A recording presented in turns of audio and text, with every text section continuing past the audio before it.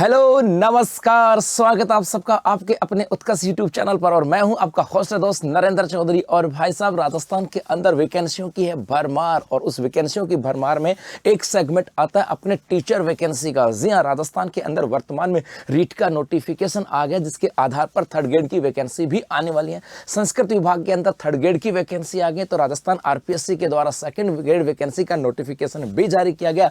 तो भाई साहब, उसके साथ साथ अपने फर्स्ट ग्रेड नोटिफिकेशन भी जारी किया गया, और राजस्थान के अंदर उच्च शिक्षा मतलब कॉलेज लेक्चरर का नोटिफिकेशन भी जारी किया। तो बच्चा बड़ा कंफ्यूजन था कि भाई मैं फर्स्ट ग्रेड की तैयारी करूं, सेकंड ग्रेड की तैयारी करूं, या फिर संस्कृत में थर्ड ग्रेड की तैयारी करूं, या फिर रीट के बाद राजस्थान के अंदर थर्ड ग्रेड की तैयारी करूं, या फिर कॉलेज लेक्चरर की तैयारी करूं। बहुत सारे बच्चे ऐसे होंगे जो फर्स्ट ग्रेड में भी होंगे, सेकंड ग्रेड में भी होंगे, और कॉलेज लेक्चर के अंदर भी होंगे। तो उसी की कुछ समस्याओं का समाधान क्या आपका ये जो है ना, समस्याओं का समाधान के लिए आज का सेशन होने वाला खास, क्योंकि यहाँ पर है आरपीएससी सेकंड ग्रेड की बात करें कि कौन से विषय के अंदर आप आसानी से शिक्षक बन सकते हो। वैसे आसानी से तो कुछ नहीं मिलता भाई, आसानी से तो मौत भी नहीं मिलती, आसानी से तो हवा भी नहीं मिलती, उसके लिए भी जोर लगाना पड़ता है, सांस खींचनी पड़ती है ना, आसानी से सांस भी नहीं मिलती, आसानी से कुछ भी नहीं मिलता, मेहनत तो करनी पड़ती। लेकिन कुछ चीज़ें ऐसे हैं जहाँ पर आप स्मार्ट मेहनत करके, कुछ है ना, कुछ प्लानिंग करके, कुछ अपनी स्ट्रेटेजी बना करके और उस चीज़ को आसान बना सकते हो। आसान कुछ भी नहीं है, लेकिन हाँ, आसान बनाया जा सकता है। वो डिपेंड करता है आपकी मेहनत के ऊपर, आपकी इच्छा शक्ति पर और आपकी तैयारी पर। तो कौन से ऐसे चार सब्जेक्ट हैं,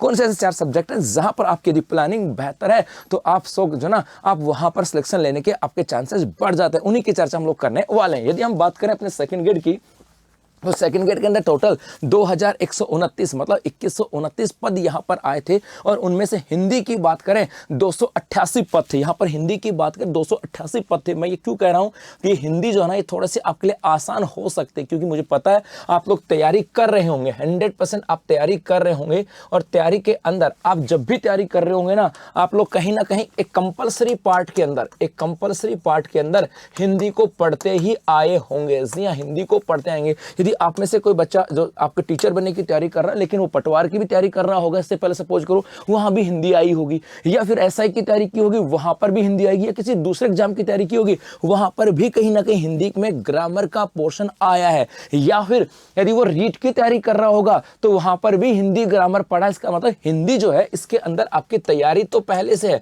अब थोड़ी सी प्लानिंग करनी है कि यदि हमने ग्रामर का पोर्शन तो पढ़ लिया, अब हमारे जो साहित्य का पोर्शन है उसको यदि थोड़ा सा प्लानिंग के साथ पढ़ जाएंगे, कम समय के अंदर कैसे तैयार कर सकते हैं, प्रीवियस ईयर के क्वेश्चन देख सकते हैं, या फिर उसको बार बार रिवीजन करके जिसको तैयार किया, तो इस बार बहुत बड़ा मौका हिंदी के अंदर है। जी हाँ, उसके बाद इंग्लिश की बात करें, इंग्लिश के अंदर नंबर ऑफ पोस्ट की बात करें, ये अच्छी खासी नंबर ऑफ पोस्ट है, लगभग इतनी वैकेंसी आती नहीं, नंबर ऑफ पोस्ट अच्छी खासी इंग्लिश के अंदर। और इंग्लिश के अंदर भी, क्योंकि ये भी एज ए कंपलसरी पार्ट ही आता है, लगभग आप जितनी भी तैयारियां कर रहे होंगे ना, सबके अंदर कहीं ना कहीं कंपलसरी पार्ट में पढ़ा होगा। आपने किसी भी एग्जाम की तैयारी की हो तो कहीं ना कहीं बेसिक इंग्लिश तो पढ़ा होगा। तो आपका जाहिर सी बात है, जो बच्चा इंग्लिश का होगा उसकी ग्रामर अच्छी होगी। अब ग्रामर अच्छी है तो एक सब जाना कहां पर है, साहित्य के पोर्शन के ऊपर जाना है। आप इसमें सब्जेक्ट को तैयार कर सकते हैं। उसके बाद मैथ और साइंस की बात करें तो भाई साहब, ये तो दोनों सब्जेक्ट ऐसे हैं कि जहां पे लास्ट ईयर जो है ना, इसके अंदर तो जो आपका फर्स्ट पेपर था, उस फर्स्ट पेपर के अंदर 40% मार्क्स नहीं बन रहे थे। इसका मतलब है कि भैया मैथ और साइंस के अंदर सिलेक्शन लेना है तो मैथ साइंस के साथ साथ आपको थोड़ा सा पुरानी प्लानिंग देखनी पड़ेगी कि पहले क्या हुआ था, क्योंकि पहले फर्स्ट पेपर में 40% नहीं आ रहे थे।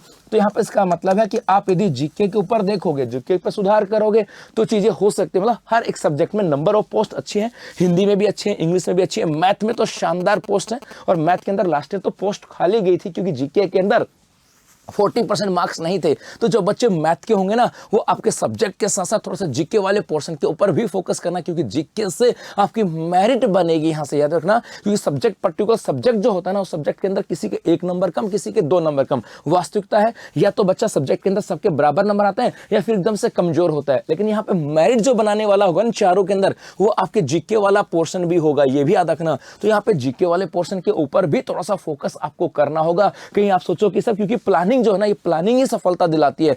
इस कठिन मेहनत सफलता नहीं दिलाती, स्मार्ट मेहनत। आप सोचो कि सर सब्जेक्ट है, हम सब्जेक्ट पढ़ते रहे भाई साहब, उसके बाद पता लगा वो तेरी की जीके में तो 40% आए नहीं, सर जीके में आए तो 40% आए, जिसकी 55% आ गए उसका सिलेक्शन हो गया। तो सब्जेक्ट के अंदर लगभग जो बच्चा मेहनती होता है, सबके सब लगभग बराबर होता है, किसी के 1-2 नंबर का अंतर होता है। लेकिन यहाँ पर जीके वाले पोर्शन को भी आपको ध्यान में रखना होगा। तो 4 सब्जेक्ट है जहाँ पे आपको सब्जेक्ट के अकॉर्डिंग आपकी प्लानिंग बनानी है। इस सब्जेक्ट के अकॉर्डिंग आप लोग पढ़ते आ रहे हैं, आपका सब्जेक्ट है, आपको पता है कैसे रिवीजन करना है, आपको पता है कैसे उसको याद रखना, ये आपको पता है। अब थोड़ा सा आपको प्लानिंग बनानी होगी जीके के ऊपर कि भैया जीके को कैसे पढ़ना है, प्रीवियस ईयर के क्वेश्चन पेपर आपको देखने हैं, टेस्ट सीरीज जो है ना वो आपको हल करनी है, या फिर मॉडल पेपर जो है ना वो लेकर के आप हल कर सकते हो, और रेगुलर थोड़ा थोड़ा पढ़ सकते हो। आप लोग थोड़ा थोड़ा पढ़ के भी पढ़ोगे तो बहुत कुछ हो सकता है। तो अभी से यदि आपने पूरी प्लानिंग के साथ इन 4 सब्जेक्ट में अपने सब्जेक्ट के साथ साथ जीके के पोर्शन पे तैयारी कर दी तो भाई साहब सिलेक्शन के दायरा बहुत जल्दी बढ़ जाता है। तो अभी के लिए बस इतना। धन्यवाद।